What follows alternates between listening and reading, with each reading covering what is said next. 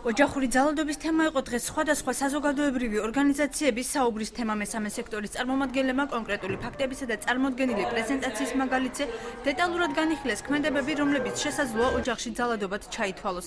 მათ შორის შესაძლოა მშობლების მხრიდან ბავშვზე ძალადობად გაკვეთილების სწავლის იძულებაც ჩაითვალოს, თუმცა ამ მოსაზრების ირგვლივ შეხვედრის მონაწილეებმა სხვადასხვა პოზიციები დააფიქსირეს. მათი თქმით, პირმა, რომელიც სხვა ოჯახში ძალადობის მომსწრე გახდა, შემთხვევის შესახებ აუცილებლად უნდა აცნობს სამართალდამცავ ორგანოებს. ამ შემთხვევაში მოქმედება სხვის პირად ცხოვრებაში ჩარევა არ ითვლება. სტატისტიკის მიხედვით ოჯახური ძალადობის 2000 შემთხვევიდან შესაბამის ორგანოებს მხოლოდ 200-მდე მსხვერპლი მიმართავს.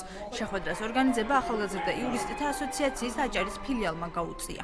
ძალადობის სახეს უფრო ფინანსური მხარე ჩანს, ვიდრე სხვა რაღაცები. ჩვენ ყველა ხონეს ვაირობთ რაიონის ხელმძღვანელობის დახმარებით, თხოვნით ამ ფინანსურ მხარეს ან ვიღაცის მოძიებით ვეხმარებით. სამწუხაროდ ვერაფერს ვერ ვაკეთებთ იმისთვის, რომ საკმარისი იყოს ეს დახმარება ამ ადამიანებისათვის.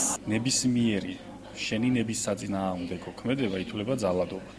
ამიტომ ცხოვრების ყოფით პირობებში ხო რაღაც ისეთი მომენტი, რომელსაც ადამიანი ჩვეულებრივ ვაკეთებთ, ძალადობრივი ტერმინის მიხედვით შეიძლება ჩაითვალოს ძალადობა. ამიტომ ძალიან რთულია. პირდაპირ გაგებით უნდა ვისაუბროთ ძალადობაზე, თქვა წემაზე, ფსიქოლოგიურზე, ფინანსურზე და ასე შემდეგ.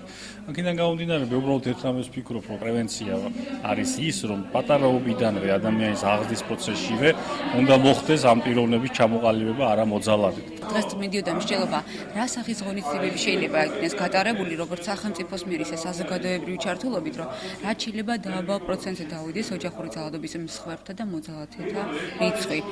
პირველ რიგში რაც აღინიშნა, ეს არის საინფორმაციო კამპანიის გაშლა იმის შესახებ, რომ ადამიანებმა იცოდნენ რა არის ძალადობა, რა არის ოჯახური ძალადობა, რა ღონისძიებები უნდა იქნას გამოყენებული მოძალადისა და ოჯახური ძალადობის მსხვერპლის მიმართ, იმისთვის რომ თავიდან ავირიდოთ მსგავსი ტიპის ესე ვთქვათ წინააღმდეგობები.